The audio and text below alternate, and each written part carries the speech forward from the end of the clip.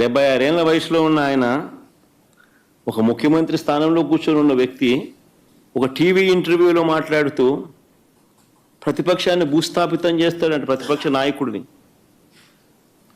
నాయకుడు పేరెత్తి ఆయన ప్రతిపక్ష నాయకుడిని భూస్థాపితం చేస్తారంట.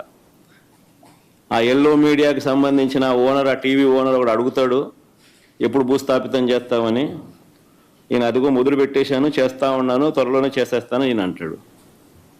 ఆశ్చర్యం. 76 ఏళ్ళ ముసలాయన ఈ వయసులో రెడ్ బుక్ రాజ్యాంగ పాలన ఏమిటి, ఈ బెదిరింపులేమిటి, వాడిని తొక్కుతా వీడిని తొక్కుతా అన్న మాటలేమిటి, ప్రజలు ఏదో దేవుడు ప్రజలు దయదలిచి ఏదో అధికారం ఇచ్చారు, ఇచ్చిన అధికారంతో ప్రజలకు మంచి చేయడానికి పోయి, మంచి చేయాల్సింది పోయి, ఇచ్చిన హామీలను నెరవేర్చాల్సిన బాధ్యతను పక్కన పెట్టి అబద్ధాలతో మోసాలతో పరిపాలన చేస్తూ వాటి గురించి ఎవరైనా ప్రశ్నిస్తే భూస్థాపితం చేస్తాను అనే మాటలు మాట్లాడుతూ ఉన్నాడు ఈ వ్యక్తి.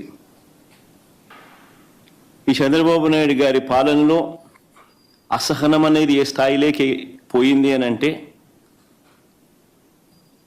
ఏడాది కాలంలో ఈ ప్రభుత్వంలో ఏ ప్రభుత్వము కూడా గతంలో ఎప్పుడు చూడని విధంగా వ్యతిరేకతను చంద్రబాబు నాయుడు గారు ఈరోజు చూస్తూ ఉన్నారు. ఇందులో దీని నుంచి డైవర్ట్ చేసేందుకు, ప్రజల సమస్యలు ఎవరైనా గొంతెత్తి విప్పితే ఆ గొంతును నలిపేందుకు ఏడాది కాలంగా మా పార్టీ నాయకులపై చంద్రబాబు నాయుడు గారు పెడతా ఉన్న తప్పుడు కేసులు నిజంగా చూస్తే ఆశ్చర్యం కలిగిస్తాయి. ఎవరు గలం విప్పినా కూడా గలం విప్పకూడదు అనే ఉద్దేశంతో, విప్పనివ్వకూడదు అనే ఉద్దేశంతో తప్పుడు కేసులు పెడతా ఉన్నారు,